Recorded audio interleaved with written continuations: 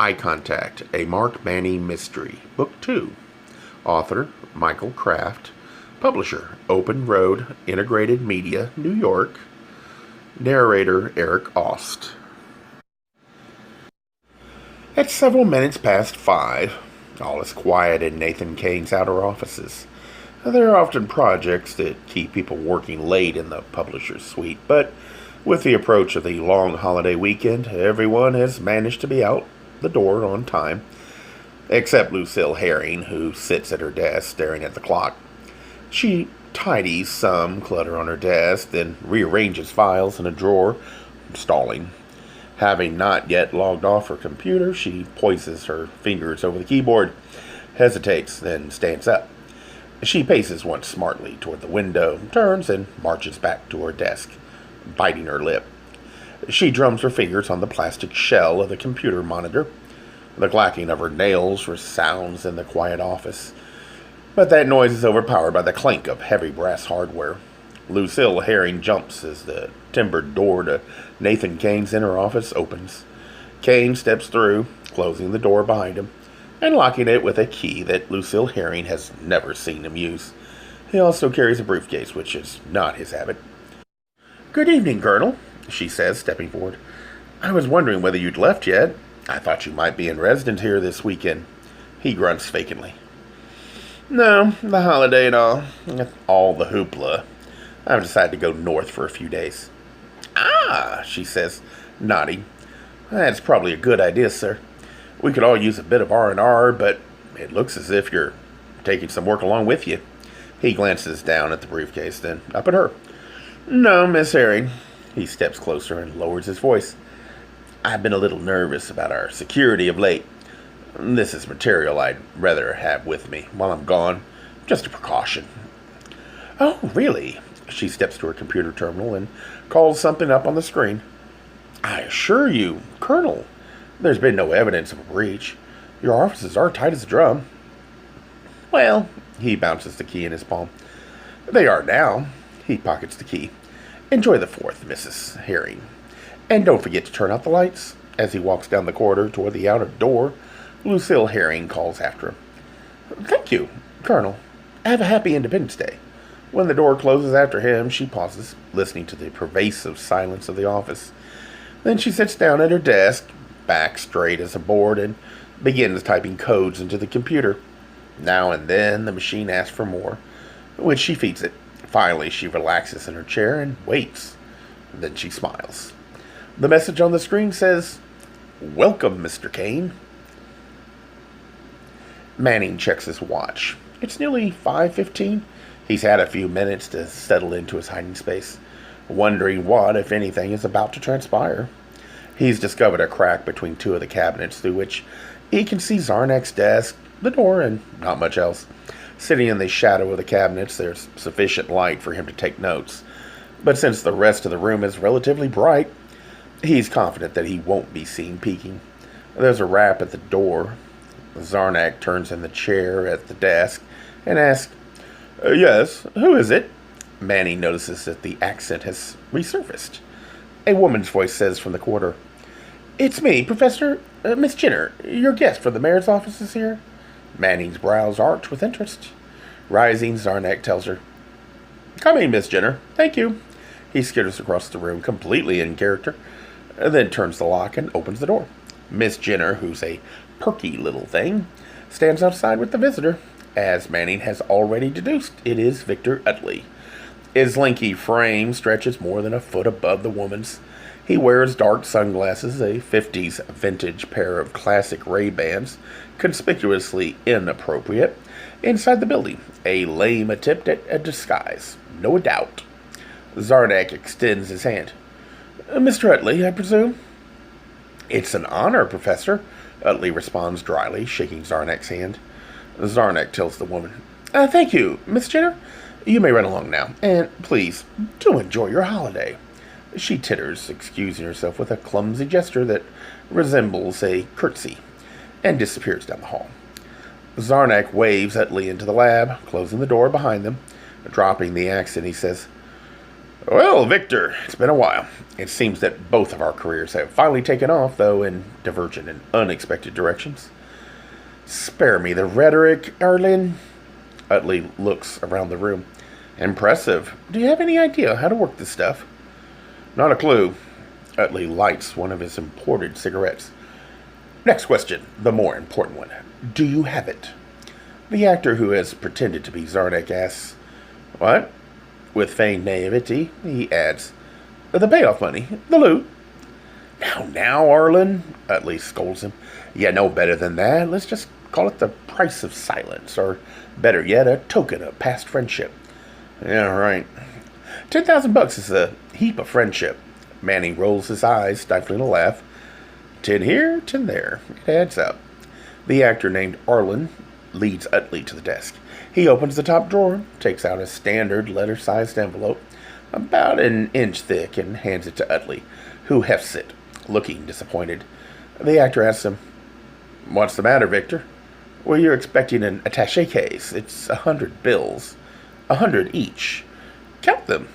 10,000 even. Utley peeks inside, then closes the flap of the envelope, satisfied. The cigarette bombs in his mouth as he asked, Where'd you get it? Who supplied it?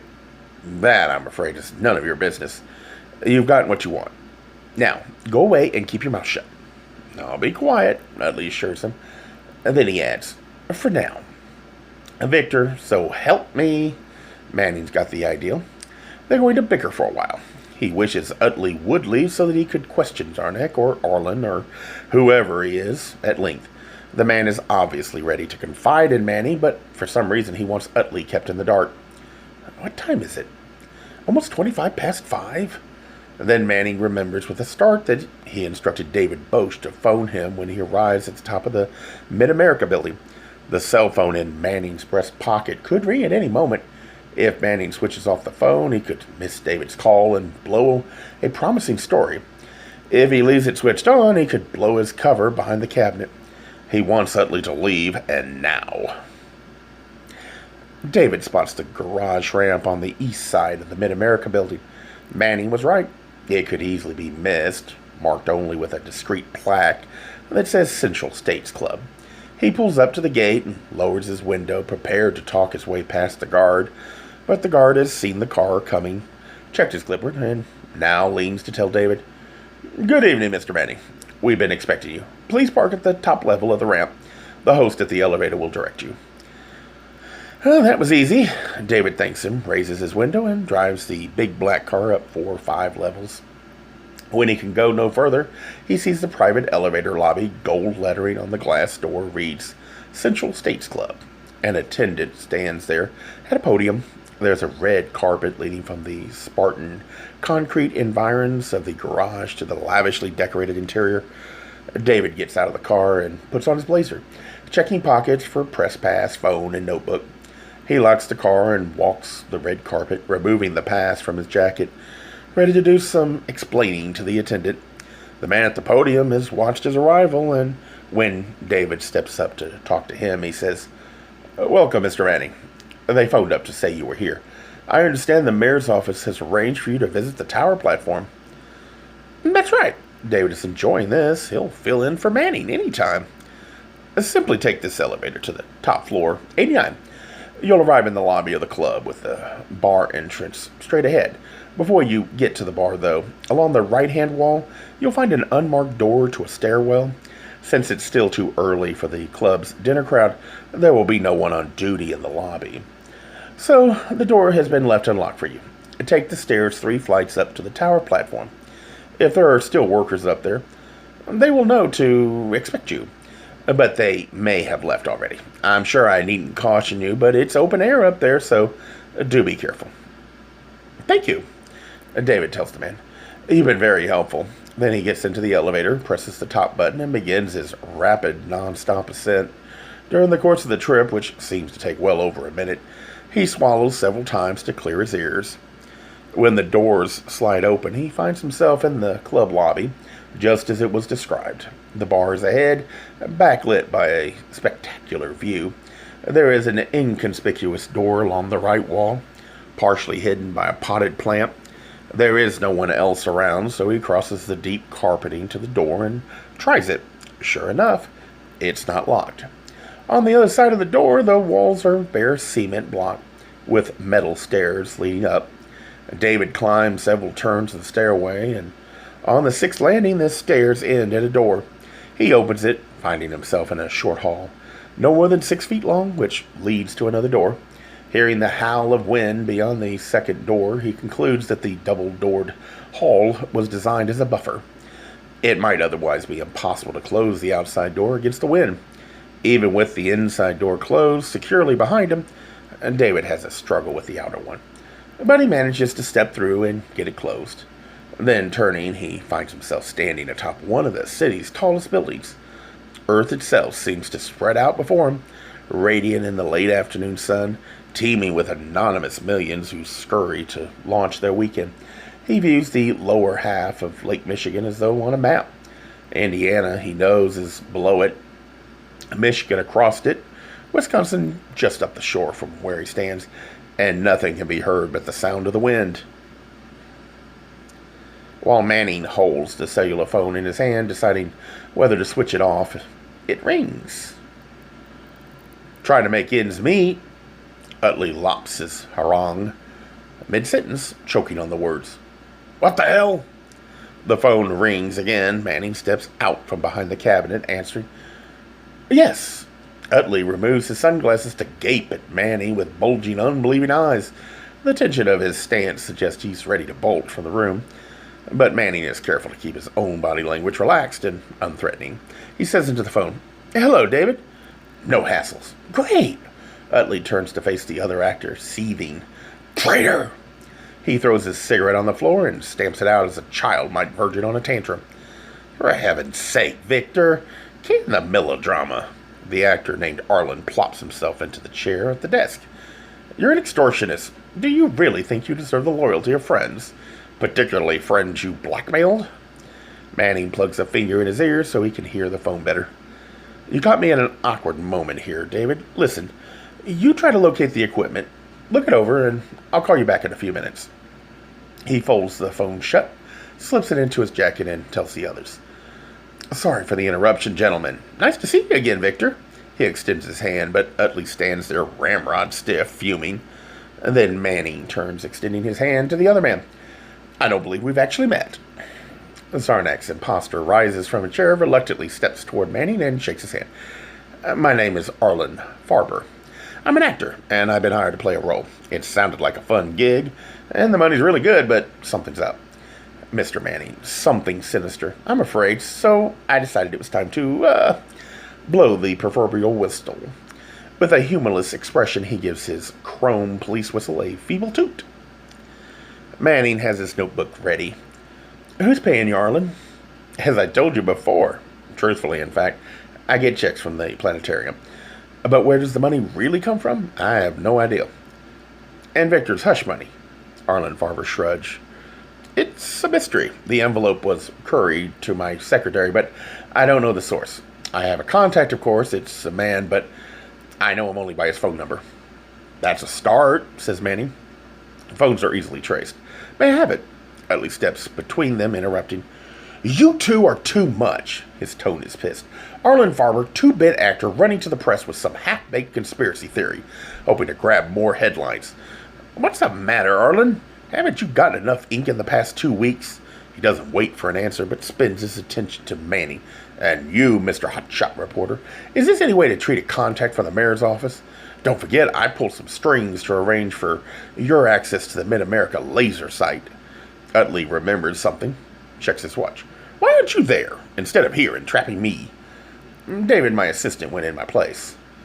That's who called. Arlen Farber looks confused by this exchange, so Manning explains to him. I'm working on another story unrelated to all this about a sky show promoting gay rights to be staged as part of tomorrow's ceremonies at the new stadium. It involves some laser equipment that's been installed on top of 3 tall buildings, including the Journal's Tower. I saw something while visiting my publisher's office earlier this week that made me want to examine the equipment at one of the other buildings. Utley butts into the conversation again. I still don't understand why you just don't examine the projector at the Journal? Simple, says Manny. It might irk the man who signs my check. If this story pans out, Nathan Kane will be pleased naturally, but it might turn out to be a non-story altogether. And if that's the case, he won't appreciate any attention I draw to the Sky Show, let alone the company's time.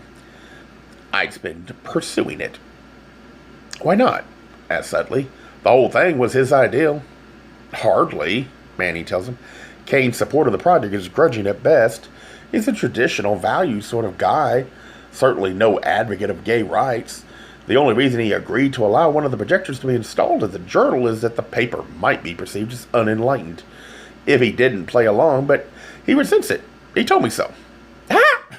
Utley laughs, limping to the door, envelope of cash in one hand, sunglasses in the other. He turns to tell Manning. Nathan Kane himself came to the mayor's office months ago to propose the Sky Show. He volunteered technical assistant with the hardware as well as use of the Journal's tower platform. He felt strongly that the whole spectacle should be kept as a surprise finale for the opening ceremony, and the mayor agreed. I sat in on the meeting and heard every word. Manning has taken a few notes, but stopped, truly confused by Utley's claim. Satisfied that his words had produced the intended effect, Utley puts on his Ray-Bans again, opens the door, and steps into the hallway. Before closing the door behind him, he tells Manny, You really ought to get your facts straight, Mark, and hey, we're friends. No charge. As soon as Utley is gone, Manny retrieves his carryall from the hiding place behind the cabinets and moves it to the desk, where he unpacks his laptop and modem, as well as several manila folders containing handwritten notes, morgue photos, and clippings. Adding to the clutter, he unloads his pockets. Steno pad, phone, datebook, fountain pen, and wallet. There's no longer room on the desk for Arlen Farber's things, so Manning hands him a brown paper bag that holds an extra peanut butter sandwich. As if ravenous, Farber unwraps the sandwich and begins to gobble it. Pacing the room, Manning thinks of something. Rifling through the wallet, he finds the business card that Gordon Smith gave him in Nathan Kane's office on Monday. He flips it over and finds Kane's page number, written there by Smith as instructed. Manning really ought to beat Kane and discuss Victor Utley's claims about the laser show, and he owes David a call too. What's more, he now knows the identity of Zarnick's imposter, which deserves page 1 treatment in the next edition, as does the extortionist he's discovered in the mayor's office. But where to begin with all this? He opens a computer file and scrolls through his notes, while Arlen Farber wolfs his sandwich. Manning tells him, Let's start with the big question. Why have you pretended to be Pavo Zarnick? Through a mouthful of mush, Farber answers, They told me to. Who did and why? Farber swallows. I don't know. Do you know where the real Pavo Zarnick is? You're asking the wrong guy. And that's what I wanted to know. They told me he was away somewhere on vacation, they said. Manning scrolls through more notes. You were insistent that I alone would report Zarnick's story. You said that you chose me because I had a reputation for being scrupulous, insightful, and fair. And I was flattered enough, dumb enough, to buy it. Okay, Arlen, what was the real reason for my exclusive? Farber tosses his hands in exasperation. I don't know. The last remaining wad of his sandwich hurtles through the air and lands in the guts of a rack of electronics. I did what I was told, but they never told me why. Manny looks up from his computer. Then why in hell did you drag me down here today? All you told me is your name. Farber approaches him at the desk. He speaks calmly, but there's an intensity to his stare that reveals desperation. I'm telling you, Mr. Manning, that I'm scared. I don't know who's behind this or why, but there's obviously big money at stake, or power, or something. I didn't know what I was getting into, and I still don't know what it's about, but I'm growing more and more convinced that I won't get out of it alive. Please, Mark, help me. Manning wasn't expecting that. He has thought of the actor as part of a plot, but now he understands that Farber is more a pawn than a perpetrator. Manning also realizes with sudden clarity that he, too, has been made an unwitting participant in a sinister scheme that he cannot yet fathom. He, too, is in danger. I'll do my best, Arlen. Let me call David first. I've got him on another story, but let's concentrate on this one. I'll get him back here. He'll bring the car, and we can all go somewhere and try to sort this out. We may not be safe here." "Oh, Lord." Farber resumes pacing as Manning picks up his cell phone and punches in David's number. David scratches his head. Clearly, he's located the laser projector. The equipment looks brand new, and the immediate area is littered with debris from its installation. Knocked down crates, scraps of cable, bolts, and other hardware. What's more, it's at the corner of the roof that points toward the new stadium, which makes sense. Otherwise, what he sees doesn't tell him much. It's just this device. He can't imagine why Manning was so interested in it. Then he notices a panel on the side of the housing attached with thumb screws. It should be easy enough to remove the panel and expose the innards, which may be of use to Manning. He squats in front of it, working on the first of the screws, when his phone rings. He answers. "Hi, Mark. I found it." "David," Manning's voice buzzes through the phone. "I don't have time to explain, but it's important that you leave there now and drive back here to the planetarium. Zarnick and I will meet you in the parking lot. We all need to get out of here and hole up somewhere." David laughs. "You're suddenly sounding very mistress. What's up?" "Let's just say I've got a lot on my mind today." "Don't worry about that scene with Uncle Hector," David assures Manning. "I'll iron things out with him when we meet later tonight." "I'll appreciate that," says Manning, "but that's not the issue right now. Just get yourself back to the planetarium." "Aren't you even curious about what I found up here?" Manning hesitates. "Actually, I am. Describe the projector for me. For starters, is the housing a drab olive color?" "No," says David. "It's black, flat black." "What about its shape? Is there a long snout in front and a tractor seat in back with lots of mean-looking controls?" David double-checks. "None of the above. It's just a big black box. There's a slit on the outside. I assume that's where the beam comes out. Otherwise, it looks something like a big transformer. There's a panel here with thumb screws. See if you can get it off and have a look inside." "I've been trying to do exactly that," David says with a laugh, "but it's slow going with the phone in one hand." "Good work," Manning tells him. "There may be more to this than I thought. Listen, David, just put the phone down. That should speed things up for you. Then tell me when you can see any side. I'll stand by." "Okay, Mark." David sets the phone aside just around the corner of the projector housing where it won't be damaged if the panel should fall when he removes it. Then he sets to work on the rest of the thumb screws, about a dozen. One by one, he removes them, setting them in a neat pile in front of him. That's 5, 6, halfway there. The wind howls around him, flapping his jacket, tousling his hair. Far overhead, pink-edged clouds drift over the lake in a perfect azure evening sky. David whistles a tuneless ditty, content to perform this menial task, learning the ropes of a profession he loves, determined more than ever to master his craft. 10 down, all but the top 2 corners. In that instant, everything changes. "That's far enough," screams the voice of an assailant from behind. "You're dead, Manning," and the shot is fired. David's body is thrown forward. He sees the metal surface of the laser housing approach his eye, but he does not feel it smash against his face. As his head hits the tar-covered surface of the tower platform, he hears the rasp of Manning's voice screaming his name from the phone. Once, twice, but no more. In a flash, the blue sky blackens. The clouds are sucked away into oblivion.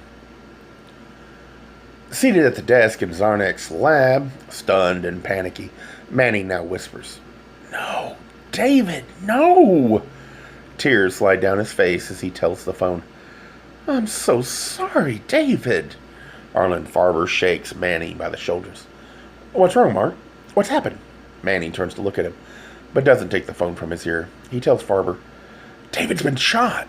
"Oh my God!" Manning frantically waves for Farber to shut up. He hears something, the footsteps of the assailant approaching the phone. He hears the man's voice again. "David. My apologies for so untimely a death, but rest assured, Mr. Bosch, it must have been God's will." The murderer is apparently unaware of the phone. Manning listens to an odd little noise, the sound of some prolonged activity at the scene. He concludes that the murderer is methodically reinstalling the thumb screws. Then it all clicks. and Manny feels his heart stop. He has recognized the voice of the killer. It sounded like none other than Nathan Kane. But it couldn't be, could it? Even in light of Victor Utley's unlikely revelation that Kane was the planner of tomorrow's laser spectacle? Suddenly, the pieces start falling together.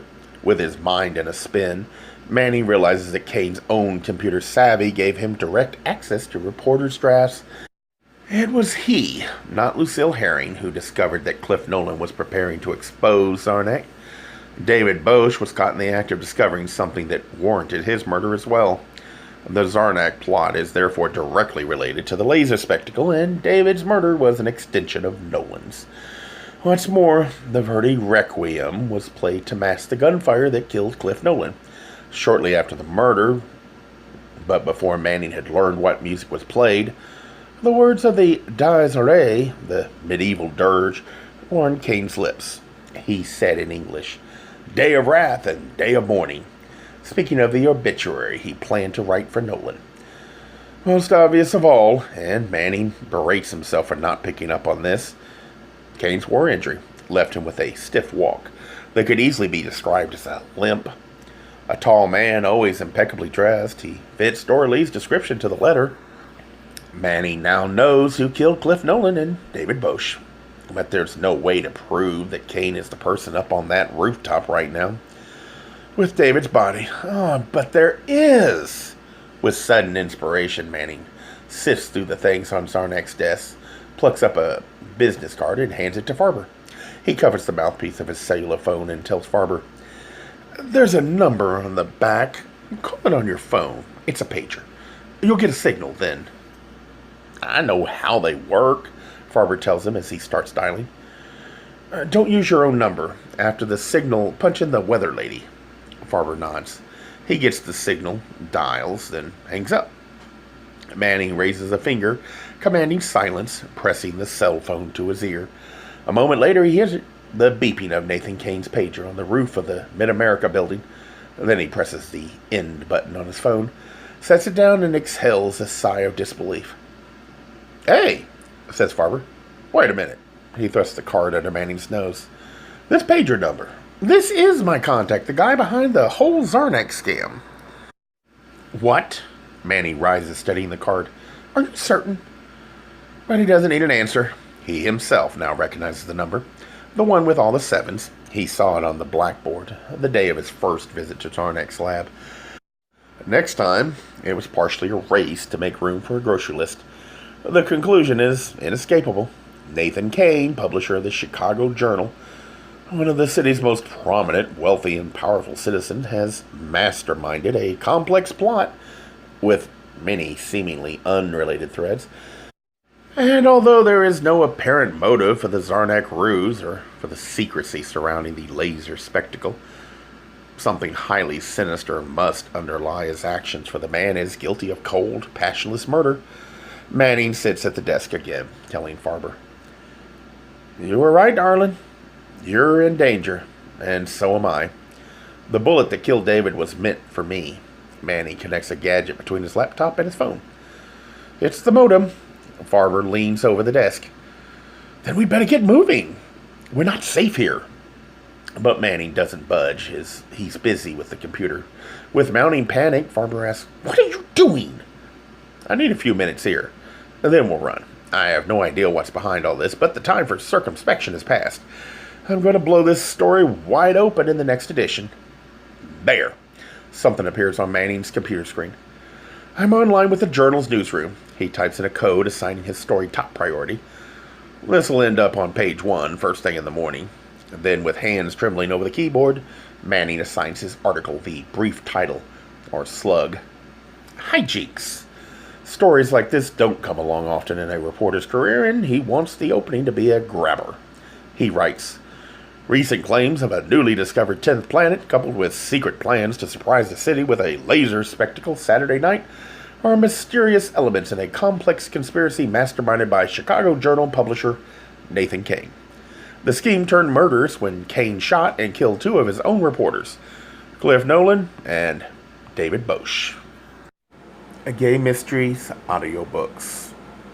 I think it is easy to hate a label. but a face humanizes the word.